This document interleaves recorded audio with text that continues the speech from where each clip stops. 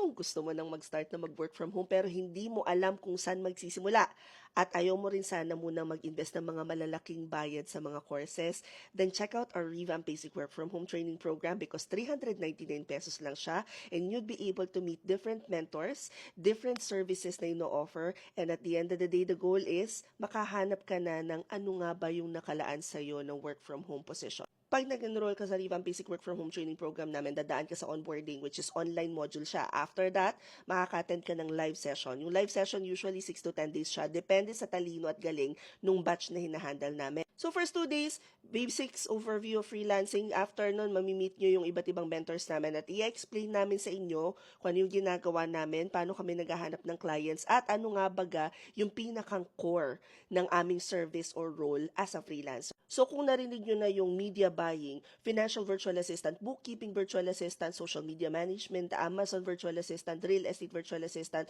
video editing, graphics design, lahat yan. If may opportunity pa with SEO, copywriting, lahat yon, mamimit niyo yung mentor. 2 hours yung session per day, Monday through Friday siya, 6 to 8 p.m. If you guys wanna join, i-click nyo lang itong link sa bio ko or kung nasang platform man kayo, i-check nyo maigi yung caption, matutong magbasa. Core skill natin yan as a freelancer. It'll take you to the Gig Hub. The Gig Hub will have live mentorship classes. Sa pinakang baba niyan, 399 Revamp Basic Work from Home Training Program. Yes, 399 lang siya. At eto pa, kapag perfect ang attendance, nasubmit na yung homework, nakapag-application book na module din, which is kung saan namin kayo tuturuan kung saan mag-a-apply or paano mag-apply or ano yung mga kailangang ihanda para makapagsimula na mag-apply as freelancer, magkakaroon kayo ng mock interview, which is your one-on-one with me. After ninyo makomplete yung mock interview at maayos ninyong tawid ang one-on-one, kapag handa na kayo at nabigyan ko na kayo ng cert, na perfect ang attendance, na submit ang homework on time, marirefund nyo pa yung 399 pesos. Now guys, hindi ganun karami ang nakakatapos dito.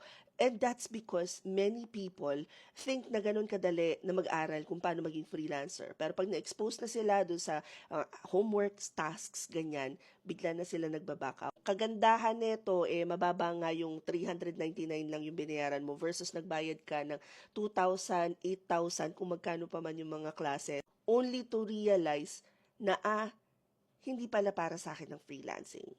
Hope this helps. Comment any questions you guys have about working from home. Follow for more work from home chismis and I'll see you at the classroom. Bye!